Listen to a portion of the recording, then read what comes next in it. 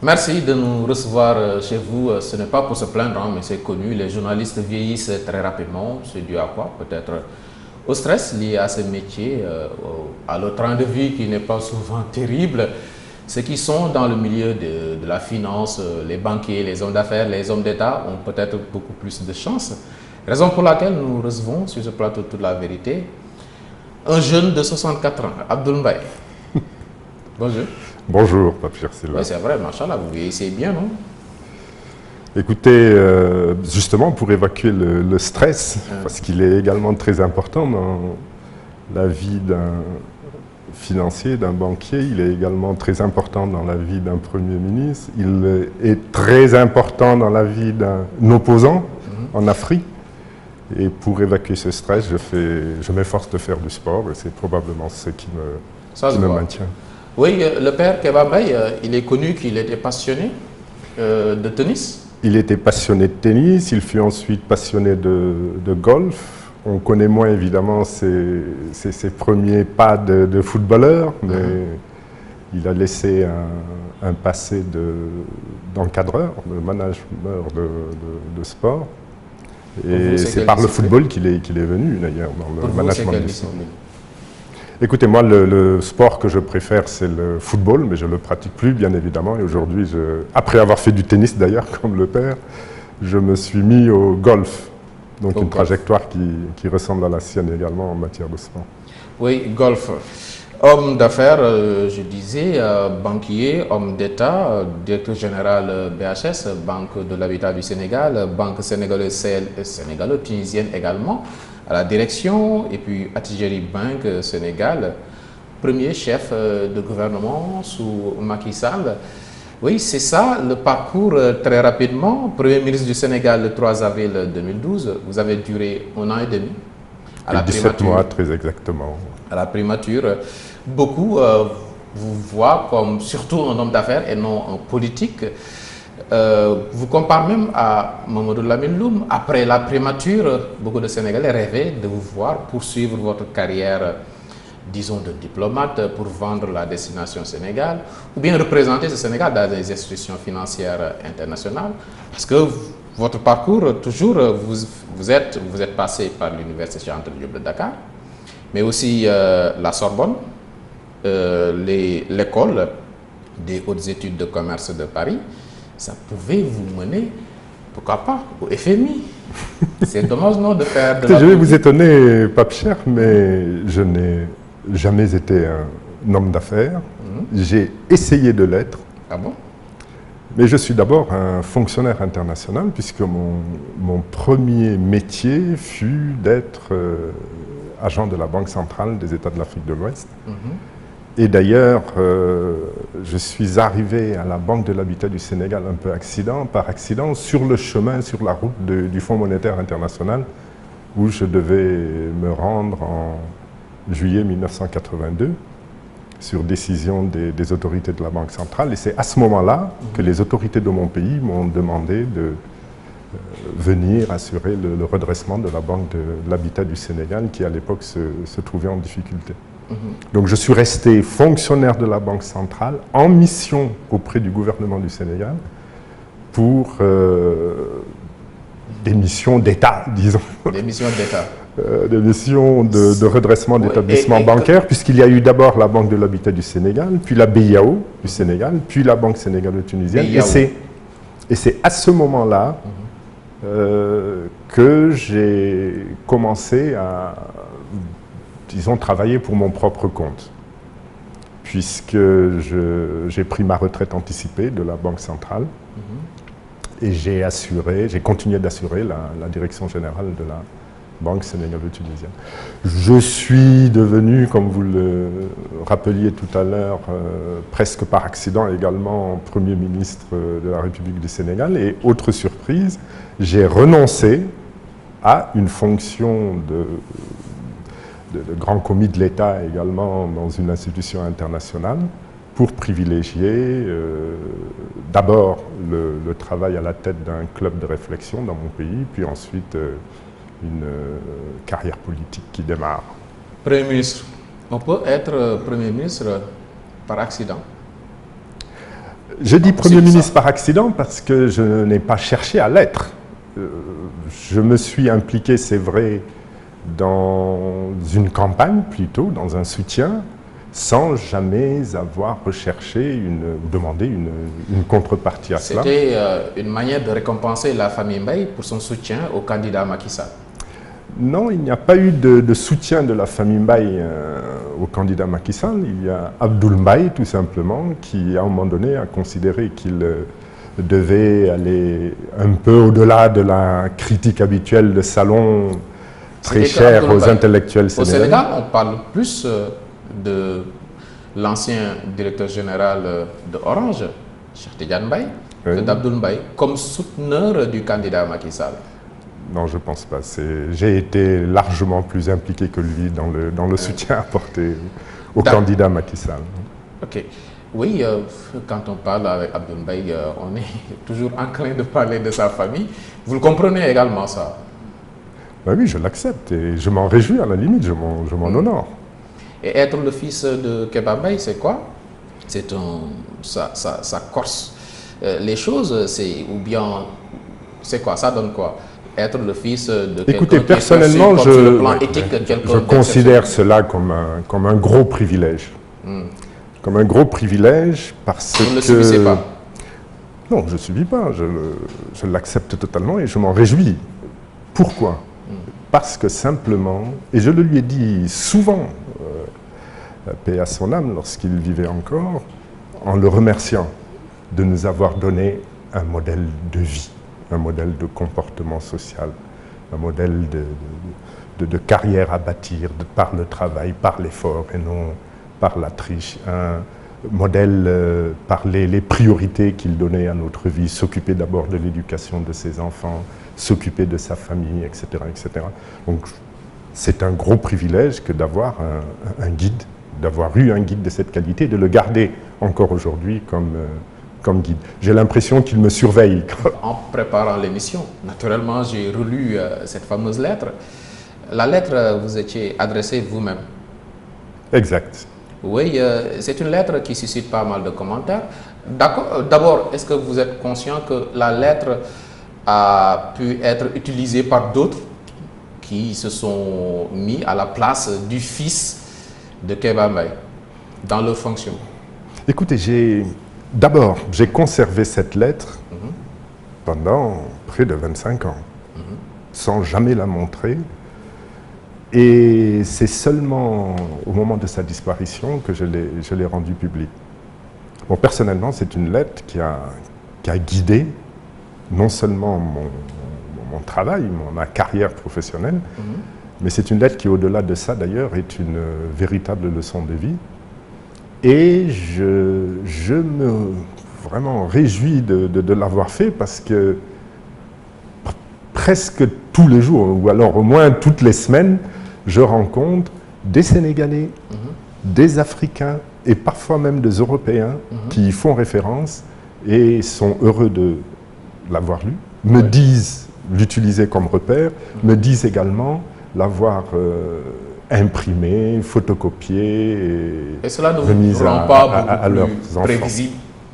Cette lettre peut vous rendre service, oui, mais cette lettre peut vous rendre beaucoup plus prévisible par rapport à vos adversaires politiques. Oui, mais cela ne me gêne pas, parce que lorsque je l'ai publié, d'ailleurs, vous me faites penser à la réflexion d'un de mes anciens collaborateurs avec lequel j'ai travaillé pendant de nombreuses années dans 3 établissements différents. Il m'a appelé puis il m'a dit « mais je viens de comprendre votre manière de gérer. Je viens de comprendre ce qui vous a inspiré et ce qui continue de vous inspirer. Donc tant que je considère que c'est sur la voie du bien, et c'est le cas, cela ne me gêne pas. » Il y en a qui, dans leurs commentaires, trouvent que c'est un papa protecteur qui parle à son fils, mais également quelque peu isolationniste, qui est distant des autres et qui pousse à son fils à être distant de son entourage. Vous répondez quoi? Non, ce n'est pas ça. Je pense qu'il sait qu'il a affaire. Quand il vous dit ne faites confiance à personne, même pas à moi, ça veut dire quoi? Ça veut dire écoute tout le monde, mais prends ta décision seul. Écoute tout le monde, prends ta décision seul. Ça ne veut pas dire d'ailleurs ne tiens pas compte de ce qu'on t'a dit, parce que sinon, ce n'est pas la peine de les Refuser quelque chose à quelqu'un n'est ni bon ni mauvais, tout dépend de la manière. Ah oui, mais ça, c'est la relation sociale sénégalaise, vous la connaissez mieux que moi. Il faut ménager les égos, les susceptibilités, mais il faut savoir être ferme également dans la décision que l'on prend. Oui, j'aime bien l'homme, donc raison pour laquelle je pose toutes ces questions. Mais rapidement, le livre quand même, le livre de Yérim Seck sur Kéba Mbaye, c'était commandité par la famille. Ah, pas du tout, pas du tout. C'est une initiative de Cheikh Yérim Seck. Il nous a interviewés parfois, oui. Il m'a interrogé moi personnellement. Je crois qu'il a interrogé également. Ah oui, c'est lui-même qui a Et décidé. ceux qui disent qu'il y avait Abdou Latif Coulibaly qui avait été sollicité en premier pour écrire le même livre. Non, c'est pas. Non, ça, ce sont les histoires sénégalaises. Ah. Non, c'est pas le cas. Cheikh Yérim Seck s'est intéressé au juge. Il s'est intéressé d'ailleurs à la fondation Kéba Mbaye dès qu'elle a été créée. Il a pris cette initiative tout seul et il a interrogé des membres de la famille pour avoir des éléments. Oui, et la fondation est toujours là. La fondation est toujours là, évidemment. Donc pas en léthargie quand même. Non, pas en léthargie, elle travaille. Il faut savoir que, par contre, voilà, ça c'est très sénégalais aussi, hein, vous m'excuserez, Pape Cher, il y a eu, disons, il n'y a pas eu la cérémonie du prix de l'éthique. Donc l'attribution du prix de l'éthique n'a pas été faite l'année dernière, mais c'est tout, l'activité se poursuit. Bon, sans moi évidemment, parce que ayant décidé d'entrer en politique, j'ai également décidé de démissionner des instances. Ce qui peut se comprendre. Oui, notre invité, c'est Abdoul Mbaye, l'ancien Premier ministre du Sénégal. Abdoul Mbaye, un style très décontracté. Ce dimanche, j'ai même envie d'enlever ma cravate, moi également. C'est mon papa, moi, qui m'exige la cravate. J'aime pas trop d'ailleurs. Oui, ça rappelle un peu Barack Obama. Oh, ça rappelle simplement une tenue de dimanche, disons. Vous avez des relents de Barack Obama, on vous l'a jamais dit? Ma fille, oui, il y a longtemps. Elle était toute petite et puis un jour, elle voit Barack Obama à la télévision. Et il y a mon épouse qui dit à côté, tiens, Obama. Et puis elle répète, papa Obama. Vous l'avez jamais rencontré, Obama? Si, vous souvenez-vous, il a visité le Sénégal, il a été en visite officielle au Sénégal. Vous étiez Premier ministre? J'étais Premier ministre à l'époque et oui, je l'ai rencontré et nous avons une belle photo ensemble d'ailleurs. Oui, vous avez des traits quand même. L'actualité au Sénégal, c'est le dialogue politique. Le dialogue politique avec cette opposition dite significative qui ne veut pas y participer. Et le président Macky Sall qui a répondu que le dialogue va se poursuivre et le dialogue est en train de se poursuivre. Tout ceci vous inspire quoi? Écoutez, c'est un dialogue qui dure, hein, ce n'est pas un nouveau dialogue. Je crois que vous allez vous souvenir également qu'il a, en 2016, on a eu cette grande kermesse, là, bon, c'est un peu sévère de dire... d'utiliser ce mot-là, mais cette grand-messe. Il y a eu ensuite des rencontres avec des délégations de Manko Wattu Sénégal. Qu'en est-il sorti? Je pense que vous la qualifiez d'opposition significative. L'opposition sérieuse a décidé de ne traiter que dans le cadre d'un dialogue sérieux. Un dialogue a été engagé en 2016. Mais commençons par en faire un bilan. Des points importants ont été évoqués, des requêtes essentielles ont été posées sur la table, qui vont d'ailleurs simplement dans le sens d'un processus électoral clair, transparent, non sujet à contestation après des élections tenues. Mais qu'on nous fasse le bilan. Il y a eu dialogue, il y a eu des points qui ont été évoqués. Quelle suite a été donnée? Ça ne veut pas dire que nous allons croiser les bras et puis se regarder en chien de faïence, non. Mais nous voulons un format qui puisse produire de l'efficacité et du progrès. Parfois, d'ailleurs, quand je dis progrès, c'est progrès par rapport aux dernières élections, progrès par rapport à la situation instaurée par le régime de Macky Sall et ses alliés, mais c'est souvent parfois retour aux conditions ex ante qui étaient des conditions de vote libre, transparent, et malheureusement, il y a recul démocratique, c'est clair, cela passe par les conditions dans lesquelles les élections ont été organisées. Évidemment, on ne peut pas taire non plus toutes ces actions judiciaires engagées contre les opposants et qui nous ramènent à d'autres temps. Mais il faudra convaincre quand même l'opinion de cette attitude. Oui, c'est présenté comme la politique de la chaise vide, adoptée par cette opposition, ou considérée d'opposition sérieuse. Et pour l'opinion, dans l'imagerie populaire sénégalaise, il faudrait se mettre autour d'une table pour discuter des choses essentielles qui intéressent le Sénégal. Il reste un problème de communication. Et d'ailleurs, je ne suis pas certain que ce soit sur la base d'une enquête d'opinion que vous affirmez que l'opinion sénégalaise exige que il y a simplement des autorités de ce pays, des autorités religieuses en particulier, qui ont insisté pour que ce dialogue ait lieu. Il aura lieu, il faut échanger sur des questions essentielles, mais on ne va pas reproduire des schémas qui n'ont pas produit d'efficacité. Là est la question.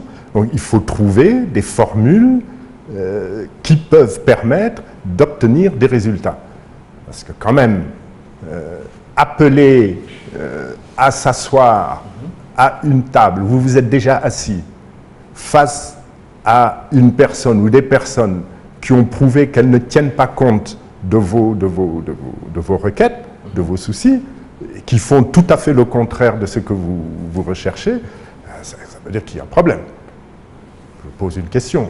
Est-ce qu'il n'est pas nécessaire, comme en 1992 ce fut le cas avec le juge Kebambaye dont vous rappeliez la mémoire, est-ce qu'il n'est pas nécessaire d'aller à un dialogue avec présence d'un arbitre fort ou même de plusieurs arbitres? Quand vous avez affaire à quelqu'un qui ne respecte pas ses engagements, et cela a été prouvé plusieurs fois, comprenez quand même que l'on réchigne à aller s'asseoir à une table de dialogue avec lui. Et celle, c'est pas possible. Seulement, la majorité poursuit son agenda. Il y a le ministre de l'Intérieur qui a reçu ceux qui veulent bien participer à ce dialogue. Et lui, il a sa feuille de route également. Ils sont en train de se concerter sur les modalités d'une élection ici au Sénégal, de la tenue d'une élection. Sans vous. Mais oui, mais on est attentif, on va voir. Mais nous aurons des exigences et nous verrons comment les faire passer. Mais certainement pas en refaisant ce qui n'a pas produit de résultat hier. On ne va pas faire du bis et repetita. Je ne suis pas une marionnette qu'on appelle au son de la trompette. C'est une question de confiance. Ah, c'est une question de confiance. Grosse question de confiance. Oui, la réponse peut-être à ce dialogue, c'est votre nouvelle entité. Oui, 14 formations politiques, dont la vôtre, ACT, Alliance pour la citoyenneté et le travail. 14 formations politiques pour constituer un nouveau bloc. C'est ça votre réponse? Écoutez, un nouveau bloc, oui, mais n'oubliez pas que ce sont quand même les mêmes préoccupations qu'hier avec Manko Wattu Sénégal. Nous considérons qu'il est important de faire respecter la loi dans notre pays, en matière électorale ou autre, parce que malheureusement, les dérives sont nombreuses sur de nombreux sujets. Et dans la mesure du possible, tirer les leçons de certains aspects constatés. J'ai passé ma matinée du dimanche à parcourir des bureaux de vote pour remettre à l'endroit les bulletins de vote de la coalition Dioyanti. Pourquoi? Parce que sur le recto, il y a la photo de la tête de liste, sur le verso, il n'y a pas la photo. Comme c'est un signe de reconnaissance, les bulletins étaient systématiquement mis sens dessus-dessous. Non, ce n'est pas possible.